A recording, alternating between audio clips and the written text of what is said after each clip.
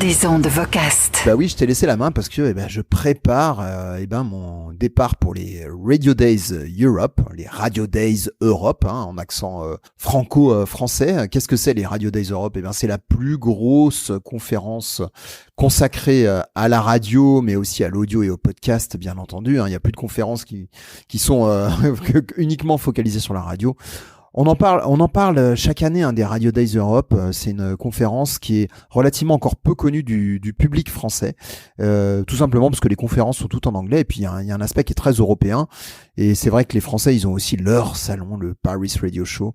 Et donc, mais les Radio Days Europe, ça a l'avantage de réunir toute l'industrie radio au niveau européen. Alors, souvent on peut se dire oui, mais pourquoi aller sur un salon européen au final, vu que on se connaît nous en France, on a nos techniques qui sont bien éprouvées, etc. Moi j'y vais tous les ans. Des ondes Vocast est partenaire de cet événement. C'est un événement payant. Alors vous pouvez regarder les prix des tickets sur radiodayseurope.com et puis nous en tant que partenaire on vous offre 50 € de réduction si vous utilisez le code DOV24 MUN comme Munich. Ça se passe à Munich du 17 au 19 mars et mais ça vaut le coup d'aller voir parce que donc moi j'y vais tous les ans. Et à chaque fois, j'apprends des choses. Il y a énormément de sujets. On peut se dire, oui, les industries radio, au final, parce qu'on a nos propres cultures, on a nos propres façons de faire de la radio. Et puis, des fois, on pense, oui, on est peut-être un peu meilleur que les autres.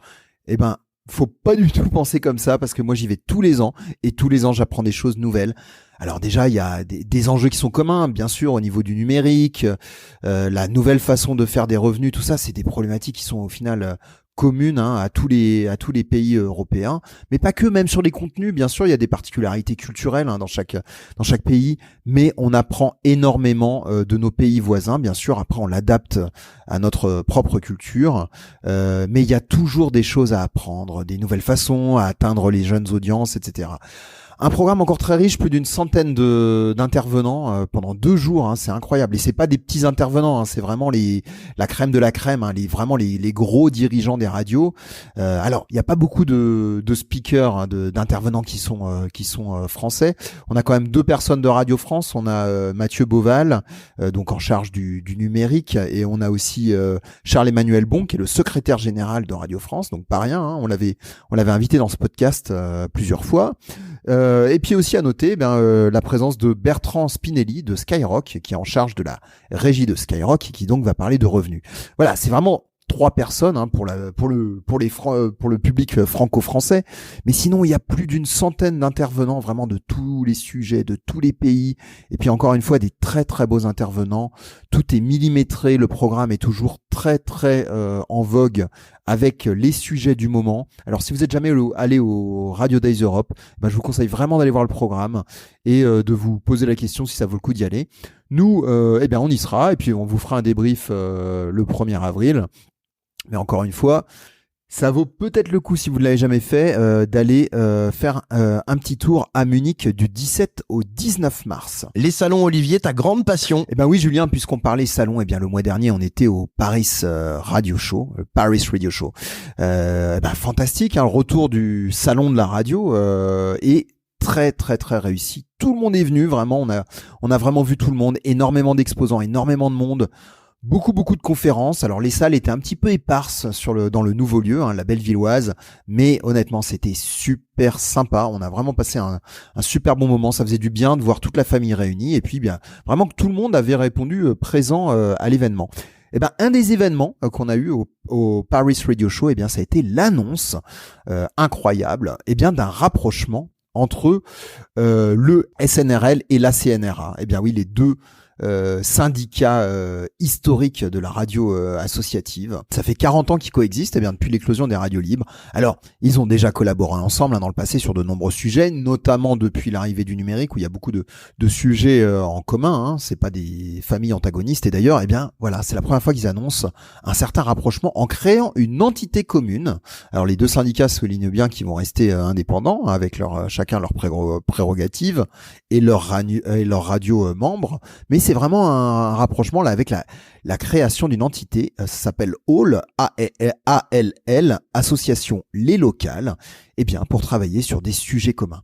Eh bien, pendant le Paris Radio Show, eh bien, le 6 février, c'était la veille de la signature officielle de la création de cette association. C'était sur le salon, c'était le 7 février.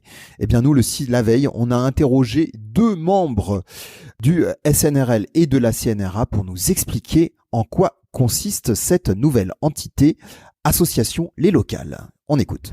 Des ondes Vocast. Alors donc, nous sommes au salon de la radio, le Paris Radio Show. Alors les gens ici le disent en français, le Paris Radio Show. Donc nous sommes au Paris Radio Show et nous sommes avec alors le coprésident de la CNRA, Farid Boulassel. Bonjour. Bonjour. Et aussi avec, alors je ne sais pas si tu es président, tu es délégué général. Tu es délégué général du SNRL, Christophe Betbeder. Et alors, pourquoi je vous ai accueillis tous les deux aujourd'hui ? Parce que, petite nouvelle aujourd'hui, même énorme nouvelle sur le salon, la CNRA et le SNRL vont se rapprocher. C'est ça, la CNRA et le SNRL vont effectivement se rapprocher. On travaillait déjà depuis de nombreuses années avec le SNRL sur des projets communs de représentation, mais surtout en fait de défense du secteur. Et l'idée a été de dire en fait aujourd'hui on a besoin d'être beaucoup plus fort pour représenter nos radios. Il y a plus de 700 radios associatives en France. Elles attendent effectivement de la part de leurs syndicats respectifs qu'elles représentent leurs intérêts.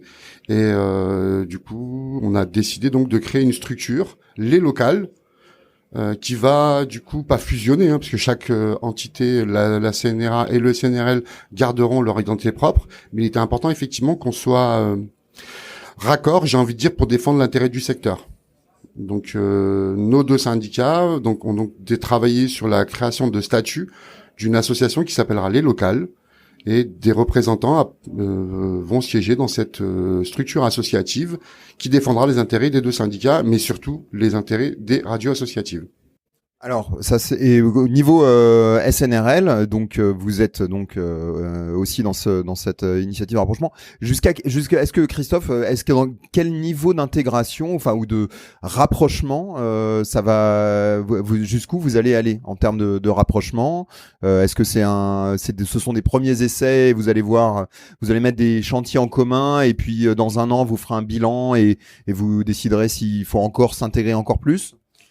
Ben voilà, on va voir. C'est en faisant que, c'est en forgeant qu'on devient forgeron, il paraît.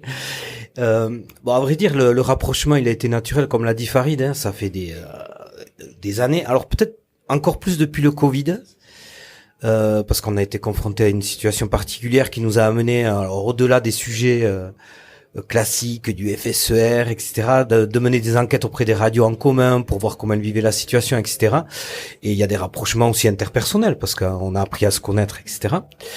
Et il y a un environnement aussi, il y a un contexte qui fait, j'allais dire qu'on est obligé. Je sais pas si le terme obligé est le plus juste, mais il y a le grand champ de la radio qui est en train de se mettre en place au niveau de la convention collective. Aujourd'hui, il existe un champ de la radiodiffusion privée auquel n'appartient pas Radio France et les grands groupes nationaux commerciaux. Donc, il y a une volonté de créer un grand champ. Donc, on est amené de plus en plus à discuter là-dessus. Il y a une recomposition du secteur de la radio qui, de toute façon, nous amène à nous croiser. Alors, que donnera l'avenir, on verra. Chaque structure a sa fonction. Hein. D'ailleurs, on a des projets en commun et des projets que porte chacune des structures et des services qu'on offre aux radios différents. Et dernièrement, ce qui a en plus conduit encore plus naturellement, c'est qu'on a des projets communs. On a lancé une grande enquête nationale autour de l'éducation aux médias pour mettre en valeur et surtout en lumière le travail qui est mené par les radios associatives en matière d'éducation aux médias. On considère qu'on est le média historique, radio associative, et qui fait alors le plus, en tout cas partout sur le territoire, de l'éducation aux médias auprès de tous les publics. Mais ça, on n'a pas encore d'éléments chiffrés, objectifs qui nous permettent de le montrer, en fait, de l'illustrer. Donc ça, c'est un travail qu'on a engagé depuis quelques mois déjà, hein, et qui est en cours. Donc voilà, c'est à la fois des actions concrètes et à la fois le contexte qui fait, et l'historique de ces derniers mois qui a fait que le rapprochement, il nous a amené à créer cette structure qui amène en fait une base qui peut nous permettre ensuite de voir ce qu'on peut faire ensemble. Alors, Parmi les grands chantiers, j'imagine, chez les radios associatives, c'est notamment aussi tout ce qui est diffusion. Et quand je dis diffusion, c'est tous les sujets. Il y a le broadcast, mais il y a aussi être la présence sur les plateformes et sur l'IP. Est-ce que ça fait partie des chantiers de travail sur lesquels vous avez travaillé ensemble via cette nouvelle entité, les locales? Alors, ce sera pas le chantier prioritaire parce qu'en fait, on est déjà sur effectivement la question du broadcast. On a déjà travaillé ça, je pense, de concert dans nos deux syndicats respectifs. Pour nous, les chantiers prioritaires sont plutôt des sujets autour de l'ARCOM, le DAB+. Ça va plutôt être, comme le disait mon collègue, en fait, la question en fait de la représentativité patronale. C'est là-dessus, en fait, c'est des chantiers effectivement qui nous paraissent en fait aujourd'hui prioritaires. Le podcast aujourd'hui, la plupart des radios se sont appropriés ces outils-là. C'est pas là-dessus qu'on nous attend. On nous attend plutôt sur des chantiers un peu plus conséquents. Le FSER, bien évidemment aussi. Aujourd'hui, nos radios, on parle beaucoup de la question du pouvoir d'achat, les charges qui augmentent. Aujourd'hui, on a besoin de représenter et de défendre les intérêts de nos radios, plutôt sur ces axes-là plus importants. Et après, travailler en effet sur des axes autour de l'EMI, faire bien comprendre effectivement à différents acteurs que les radios associatives sont sur ce champ-là depuis plus de 20 ans déjà, et qu'il y a une expertise de nos radios sur le terrain autour de comment on appréhende effectivement l'éducation aux médias, ce qui est du moins que beaucoup de gens ont découvert il y a 5 ans. Ce rôle important, il est important pour nous de le faire comprendre à tous les acteurs sur les territoires et bien évidemment aux ministères respectifs qui sont la culture et l'éducation nationale. Alors, dans les aspects pratiques, aujourd'hui, le jour de l'enregistrement de cette interview, donc on est le 2e jour du Salon de la radio, le 7 février, vous allez concrètement signer, j'imagine, les statuts de cette nouvelle organisation aujourd'hui, donc avec vos présidents respectifs des deux associations. Après, comment va se passer la gouvernance de cette nouvelle entité? Alors, c'est une gouvernance partagée, 50-50. Voilà, on n'est pas rentré dans des questions de représentativité, etc. C'est pas du tout l'idée. Donc on aura un conseil d'administration représenté à moitié-moitié par des représentants de la CNRA et du SNRL. L'idée, il y a aussi des radios, je dirais, non fédérées. Donc l'idée, c'est de toute façon d'ouvrir nos discussions, en tout cas, à l'ensemble du secteur de la radio associative. Mais la gouvernance restera partagée entre CNRA et SNRL. Voilà. D'accord. Un dernier mot sur votre stand, vous avez une initiative qui est liée à la flamme olympique. Est-ce que l'un d'entre vous peut m'en parler? Donc c'est encore effectivement une initiative qu'on a co-organisée.